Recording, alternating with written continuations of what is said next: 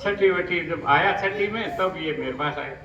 तब हम शाम को घूमने जाते थे, तब फिर ये संस्मरण सुनते थे। फिर ये जो किताब पढ़ता वो हमको बताता था कि ऐसा ऐसा इस किताब ये लिखा। मैं इसी से भाव से सुनता रहता था। तो ऐसे ही सुनते सुनते एक दिन उसने कहा कि संसार में सबसे अच्छी एजुकेशन कहाँ पर है।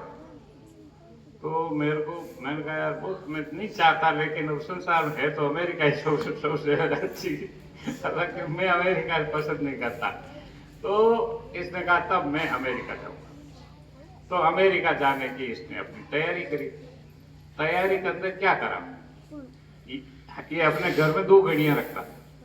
एक घड़ी में भारतीय टाइम लगता था, दूसरी घड़ी के अंदर अमेरिका का टाइम लगता था। 8 बजे 8वीं कक्षा में जब पढ़ रहा था, और जब इसका ये तय हुआ कि मुझको अमेरिका जाना है, तो ये घड़ी थी जिसका टाइम वो अमेरिकन टाइम लगता था।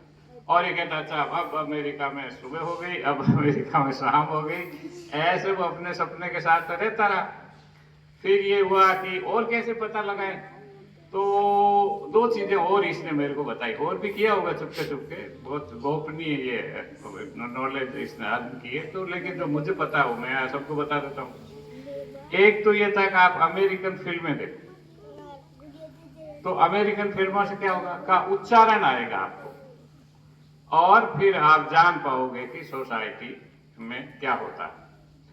फिर दूसरा जो है, उसको एक बार वो एक नौकरी चली थी, वो अभी भी है शायद, कि जिसमें फोन करके टेलीकॉन्फ्रेंसिंग टाइप कुछ होती है। तो ये टेलीकॉन्फ्रेंसिंग वाली इसने नौकरी रखी। मैंने कहा क्यों कर रहा है, मैं तो पैसे दे दूंगा। कहा नहीं आपको नहीं है, मेरे को इससे पता चलता है कि अमेरिका में इस समय क्या चल रहा है। तो अमेरिकन कंपनी से कहा कि इस समय फोन करूंगा तो अमेरिका में आया होगी, इस समय फोन करूंगा तो वो माँ होगी, इस समय बच्चे होंगे, इस समय ये होगा। तो आप अमेरिका जाने से पहले अमेरिका का सिस्टम समझने की कोशिश की, बहुत अपने ढंग से इसने कोशिश की। उस समय हमने दोनों पति पत्नी ने, मैंने कम और मैडम ने ज्यादा, 6ठी से 8वीं के बीच में हमने बहुत किताबें खरीदी इनके लिए। अभी आए थे तो ये सब किताबों की 3-4 अलमारियां हमारे घर में भरी हुई पड़ी है। इसने कहा मेरी तीसरी से लगा के 12th तक की सब किताबें कॉपियां संभाल के रखो, पड़ी हुई। तो उस समय बहुत किताबें खरीदी, और वो किताबें इन लोगों ने पढ़ी। सपन ने तो कहा ये भैया तो ऐसे ही पढ़ता रहता है, मैं कोई इतना मेहनत करने वाली नहीं हूँ, मैं तो मेरा ग्रेजुएशन कर लूंगी और बस मैं आगे नहीं पढ़ रही, तो मत पढ़ो। हमने इसको कोई जोर और नहीं दिया।